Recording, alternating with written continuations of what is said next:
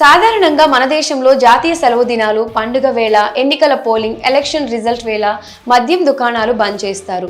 మద్యం మత్తులో గొడవలు చేస్తారనే ఉద్దేశంతో ప్రభుత్వాలు ముందుగానే డ్రై డేగా డిక్లేర్ చేస్తారు.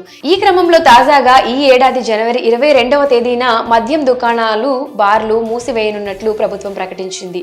అయితే తెలుగు రాష్ట్రాల్లో కాదు, ఛత్తీస్గఢ్ రాష్ట్రంలో జనవరి 22న రాష్ట్ర వ్యాప్తంగా ఉన్న మద్యం దుకాణాలు, బార్లు మూసివేయాలని ఛత్తీస్గఢ్ ముఖ్యమంత్రి విష్ణుదేవ్ సాయి ప్రకటించారు. ఎందుకు అంటే జనవరి 22వ తేదీన అయోధ్యలో భవ్యరామ మందిరంలో రాముడి విగ్రహాన్ని ప్రతిష్ఠించనున్న సంగతి తెలిసిందే. ఈ కార్యక్రమానికి సమయం దగ్గర పడుతూ ఉండటంతో ప్రభుత్వం శరవేగంగా ఇందుకు సంబంధించిన ఏర్పాట్లు చేస్తుంది. ఈ క్రమంలోనే జనవరి 22వ తేదీన ఛత్తీస్గఢ్ లో డ్రై డేగా అమలవుతుందని ఆ రాష్ట్ర ముఖ్యమంత్రి విష్ణుదేవ్ సాయి ప్రకటించారు. అంటే ఆ రోజు రాష్ట్ర వ్యాప్తంగా ఎక్కడా మద్యం విక్రయాలు జరగకూడదని ఆదేశాలు జారీ చేశారు. తాజాగా రాష్ట్రంలో డిసెంబర్ 25వ తేదీ నుంచి జనవరి 2వ తేదీ వరకు నిర్వహించిన గుడ్ గవర్నెన్స్ వీక్ చివరి రోజున సీఎం విష్ణుదేవ్ సాయి ప్రకటించారు. ఛత్తీస్గఢ్ లో సుపరిపాలన వారోత్సవాలు జరుపుకుంటున్నామని సీఎం తెలిపారు. సుపరిపాలనే తమ సంకల్పమని, రామరాజ్య స్థాపనే తమ లక్ష్యమని ఈ సందర్భంగా చెప్పుకొచ్చారు. అయోధ్యలో జరగబోయే శ్రీరాముని విగ్రహ ప్రాణ ప్రతిష్ఠ కార్యక్రమానికి రాష్ట్రంలోని వరి ఉత్పత్తి సంస్థల ద్వారా సుమారు 3000 టన్నుల బియ్యాన్ని పంపించినట్లు ప్రకటించారు.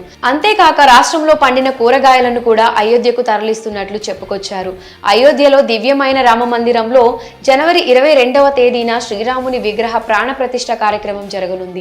దీనికోసం ఇప్పటికే గర్భగుడిలో ప్రతిష్టాపన చేయనున్న శ్రీరాముడి విగ్రహాన్ని ఎంపిక చేసినట్లు తెలుస్తోంది. ఇక అయోధ్యలో రామ మందిర ప్రారంభోత్సవం సందర్భంగా ఛత్తీస్గఢ్ రాష్ట్ర ప్రభుత్వం కీలక నిర్ణయం తీసుకుంది. ఆ రోజు డ్రై డేగా ప్రకటించాలని సీఎం విష్ణుదేవ్ సాయి కీలక ఆదేశాలు జారీ చేశారు. అయోధ్యలో రామాలయం ప్రారంభోత్సవానికి ముస్తాబవుతున్న నేపథ్యంలో దేశంలోని ప్రజలు భవ్యరామ మందిర నిర్మాణానికి తమ వంతు సహాయాన్ని అందజేస్తున్నారు.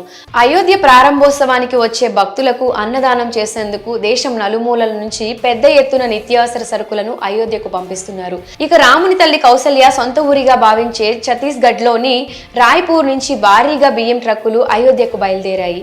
శ్రీరామ జన్మభూమి తీర్థక్షేత్ర ట్రస్ట్ నిర్వాహకులు ఈ విషయాన్ని వెల్లడించారు. మరి జనవరి 22న మద్యం దుకాణాలు, బార్లు మూసివేయాలని ఛత్తీస్గఢ్ ప్రభుత్వం ఆదేశాలు జారీ చేయడంపై మీ అభిప్రాయాన్ని కమెంట్ సెక్షన్ లో కమెంట్ చేయండి.